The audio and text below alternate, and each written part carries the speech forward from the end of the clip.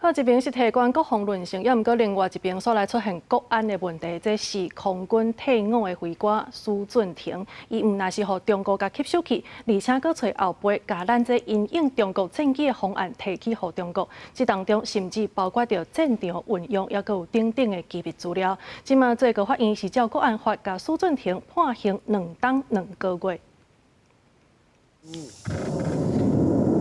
由咱国中科院开发的超音速反舰飞弹向风3型，防号做是航艦杀手。除了目前有的蓝射型、绿射型，另一个个军事部长也公开讲 ，IDF 建国号嘛有挂载向3，那像就是空军透过雄子专案研发的空射型。不过台中高分检伫今年初查到一个50岁退役的校校飞行官苏俊廷，2008年退伍了后，去由中国政治人员吸收，协助收集国军的机密，甚至2021年。佮招因学弟，也就是迄当阵空军战术中心的柯登成，要求提供中国军机扰乱台湾营运措施等等的资料交予中国，而且有予伊钱，其中就包括战机挂载向3飞弹作战的运用。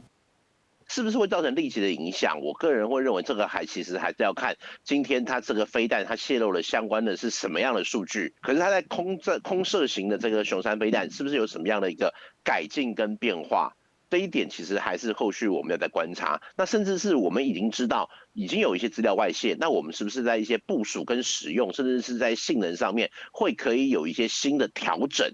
目前最高法院以违反国安法既遂的部分，判苏俊廷2年2个月定刑，而且通知检方启动防止伊脱逃。也那现役的飞官柯登成，因为涉密毋过无通费，以违反国安法违背职务涉密罪。互台中地方法院判有期徒刑7年4个月，替代公款5年，各会当上诉。国军内部的管控，那内部的行政调查，那还有没有里面有没有相关的管理跟行政的疏失，那也都是必须要检讨的。因为在过去这几年来，不管是陆海空军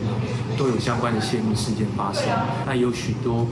民众也好，甚至是一些相关的学者都认为量刑过轻。那这个部分，我想未来也是我们立法院必须要检讨的方向。今年3月，这个事件互公开的时阵，国防部第一时间强调讲，专案及时查明，嘛讲少数的官兵违法反背国家，一定会去互民众配谈配暖。记者综合报道。